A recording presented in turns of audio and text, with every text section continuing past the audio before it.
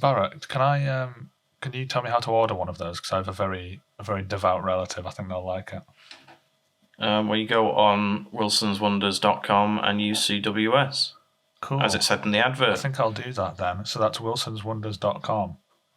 Yep, and use CWS for some special extra items. Whoa, I'll definitely be doing that. Thank you, Barrett. It's all right. So, John, are you feature a problem? Yes. Have you got one? Yep. And as I said, don't get kind of scared about this. It does involve, well, possibly identity theft, but we'll see what you think about it. I've got an opinion on this, but I'll wait and see what you think. Okay, I'm preparing. Okay. Oh, sorry, that was my pen. Right. Hello, John and Barrett. How are you doing? I'm very well. Apart from this large problem, of course. Someone is being me, and I don't want them to be me. I'm me. Let me explain. I was going through some old clothes and decided to donate some to the local charity for crustacean sea life.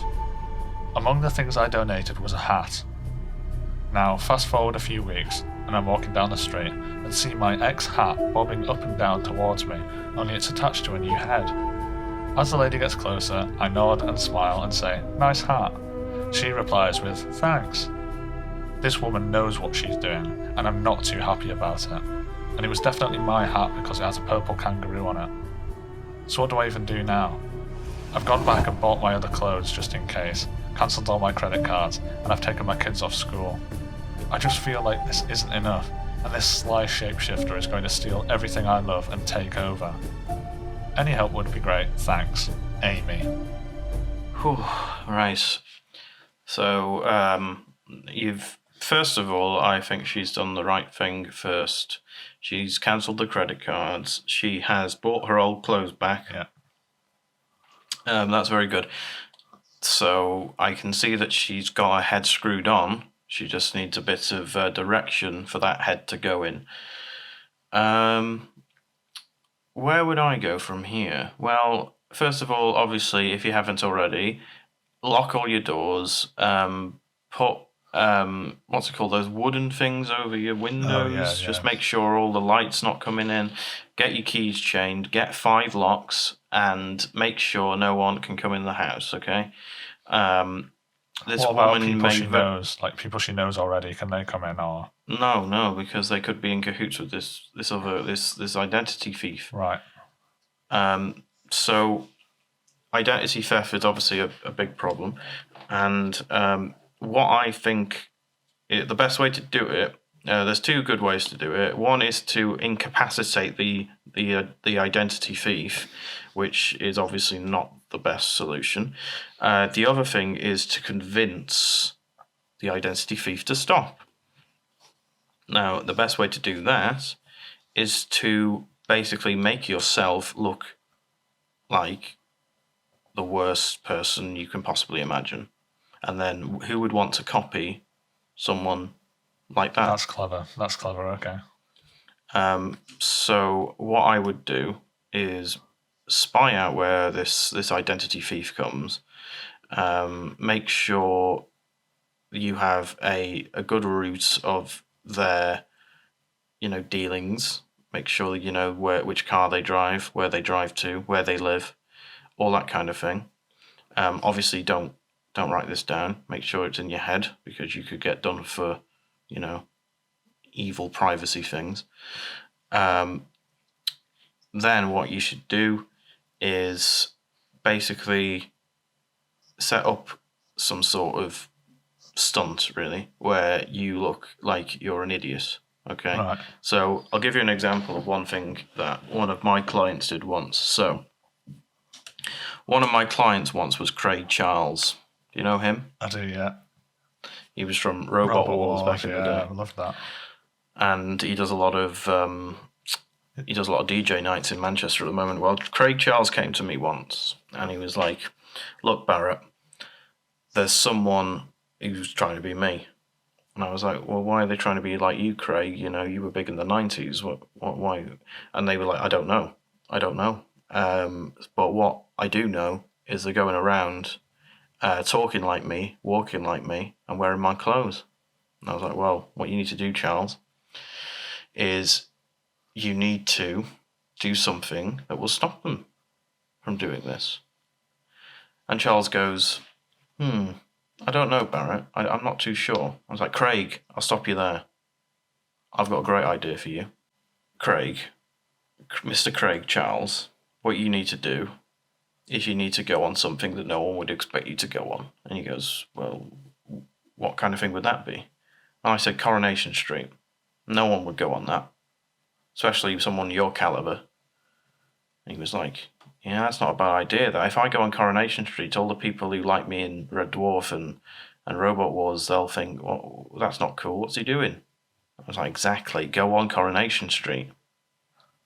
And there you go. You went on Coronation Street, and no one batted an eyelid, and everyone was like, oh, is that the real Craig Charles? Oh dear. And all those people sort of trying to imitate Craig Charles, where are they now? Did he do any robot stuff on Coronation Street? No. Right, okay. So you're saying this woman should go on Coronation Street? No, I'm just using an example of someone I've done this with before. Right, okay. And, what happened then was that, Craig's, people who tried to copy Craig just didn't exist anymore. So what you need to do is do something not on that level, but something that wouldn't be expected of you. So maybe, I don't know, if you're someone who is devoutly, someone who's a family woman, go out and, have casual sex. Or if you're someone who doesn't spend money much, go out and buy a massive car. Or two. Preferably if you've got enough money. But you see what I mean, John? You see what you mean, Barrett. I kind of thought you might go down this road. You seem to really empathize with this woman, don't you? Like, you think it would be very scary to be in this situation, right? Yeah. I said I already had my opinion on this. I'm kind of at the other end of the spectrum to you. Right. I don't need to sort of get angry or whatever, but I don't think this is a serious problem at all. I think this person's blown this way out of proportion. I don't think so. Okay. Because I get people like this in my clinic a lot, dealing with paranoia. I don't know if I've ever said this, Barrett, but you're always welcome to come by my clinic and see where I work. Not just pop by any time. Just come and have a look if you like. Right. Okay. That's unrelated to this problem. I'm just saying. Yeah. It just I don't know why you mentioned it, to be honest. You've just never been around, so I just thought you could come and have a look. What about Wednesday at 1 p.m?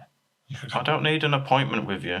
No, I'm just saying when I'm there, you can just come at 1 for No, an hour. I don't want you getting me coming over to Bradford for an appointment with you, and I already know how you work. Right, okay, that's backfired a bit. Right, back to Amy and her hat stealing problem. Amy, it's a hat. It might be a really nice hat. It sounds nice. I like how it sounds. But you donated it. Somebody bought it. They're getting a lot of joy out of this hat. It doesn't mean that they want to be you. They might want to be you. You might be great. I don't know you, Amy. You've got to let the hat go. I think this actually might be more about the hat than she's letting on. Do you know what I mean, Barrett? No, I don't. I really don't think you've got the right end of the stick here. I think there is a bigger problem than just this woman. I don't think this woman bought the hat just because this Amy wore the hat. No, I think she's bought a hat that looks nice in a shop, and someone complimented her on it, and she said thank you. Well, what I think is best to do now is to tell Amy, look, we're at a crossroads here. Me and John, we believe that the problem is. Personally, I think the problem's big. John thinks the problem's tiny. No, I'm not saying I'm not Well, I mean, I might have just said that the problem's tiny, but I didn't mean it like that. I meant that it doesn't have to be as scary as you're making it sound. It might be a big problem to you, but people aren't coming to get you, Amy. Well, I think what I think you should do, Amy, is to listen to what we both had to say, and as a free democratic podcast, you should decide who you want to follow. And next week, I'm sure you'll be updating us about what happens. So to reiterate, just make a choice between Barrett, who is writing some books at the moment, and between me, Dr. John Mango, who runs the Mango Clinic. Just choose whose advice you want to follow and get back to us.